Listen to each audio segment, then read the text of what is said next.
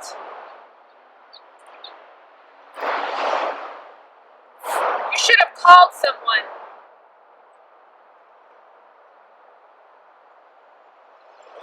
You should have done something.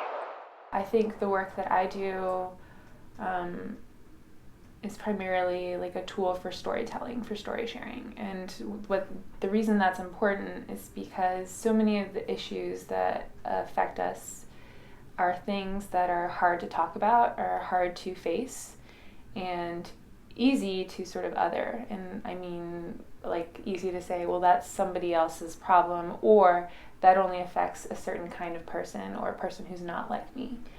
So art is a pretty incredible tool for sharing stories of people who are just like us or who do walk in our lives and who we can see ourselves in, and then to remind us that those problems affect us too, and are important.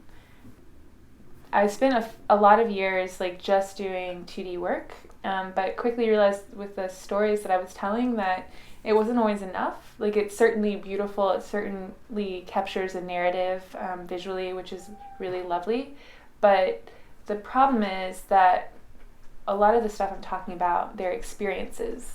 They're things we may not experience directly, but that that in order to try to get our head around, to wrap our brains around what's happening, you need to think more physically or more just more like like what does this actually do to impact like my body and then my life and then like the lives of the people around me. And so I started exploring installations, sound as a medium, sculptural work.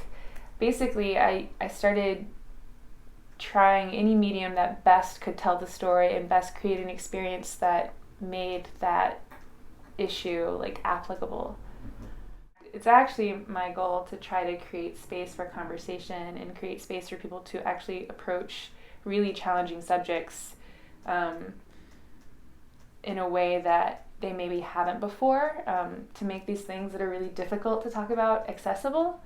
The problem is I'm talking about things that we don't talk about.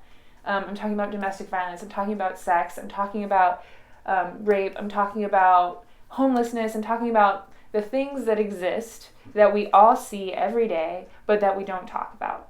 And that's changing. Like, clearly, we live in a society where people care more and more, which is fantastic.